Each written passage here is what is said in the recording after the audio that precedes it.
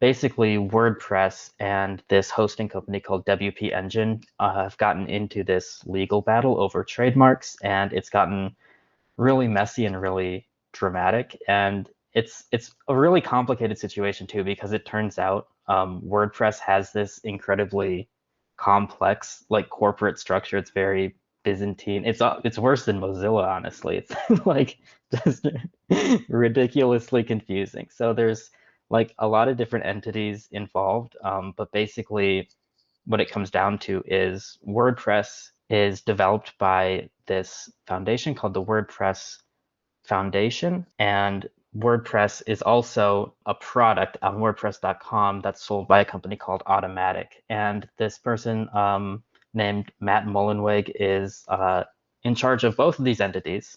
And he also is the personal owner of the domain WordPress.org and WordPress.com, separately from these companies. So he kind of pretty much controls everything, even though technically it's supposed to be like this open source project and community run. There's no community governance involved in WordPress at all, basically. So he can kind of do whatever he likes. And what he's decided is that WP Engine is kind of making too much money from hosting WordPress, and he's not getting what he thinks is a fair cut of that. So he's kind of taking this scorched earth approach to locking everything WP Engine related out of the WordPress ecosystem. And I guess there's a security relevant part to this, which is that most recently, I believe, WordPress has taken over this plugin that's been developed by WP Engine that's very popular and used across um, a lot of different WordPress installs, and they've replaced it with a fork that's developed by Automatic, Matt's company, with like a slightly different name. But that's pretty much the first time that that's been happened, and all of people's like existing installs get updated to this fork automatically because they're getting their updates from the WordPress.org plugin repository. So a lot of people are treating this as like kind of a supply chain attack at this point, where like WordPress is now this organization that is sending code that you didn't ask for to your installs and potentially changing all of your installations um, to this new code that they made just because they don't like WP Engine. Um, it's just a ridiculous situation. It's very petty on WordPress's end, I think, at the end of the day, because WP Engine hasn't really done anything wrong. They've sponsored all of these events. I think they might have even sponsored the event where Matt Mullenweg first called them out on the keynote. And they seem to do a lot in the WordPress community.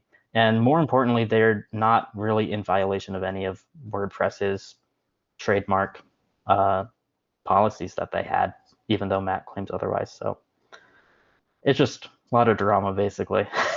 Yeah, how does this impact anybody who doesn't care about WordPress?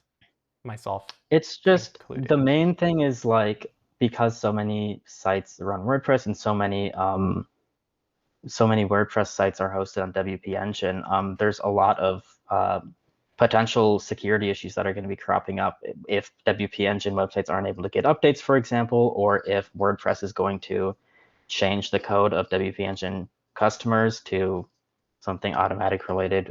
You never know like what development team is behind that. It's totally shifting like who you're trusting in for your websites. So it's a concern for all of these sites that run WordPress, and that's something that's done by like a lot of small business owners, especially, and a lot of other people. But Definitely something to keep an eye on. It doesn't yeah, sound like there's much of a resolution yet here. no, as far as I know, they're having some court hearings in at the end of November, so that's probably the first time there'll be some legal resolution unless they settle it earlier. But they're just kind of battling it out right now. Hey everybody, thanks for watching this Techlore clip. This is actually a highlight from our main channel, Techlore, where we talk about digital rights, privacy, security, and how you can have a better relationship with technology. So if you want the full-length experience, definitely check out our main channel, Techlore. We'll leave a link somewhere on the screen, wherever our editor puts it, and you can probably check it down in the description as well.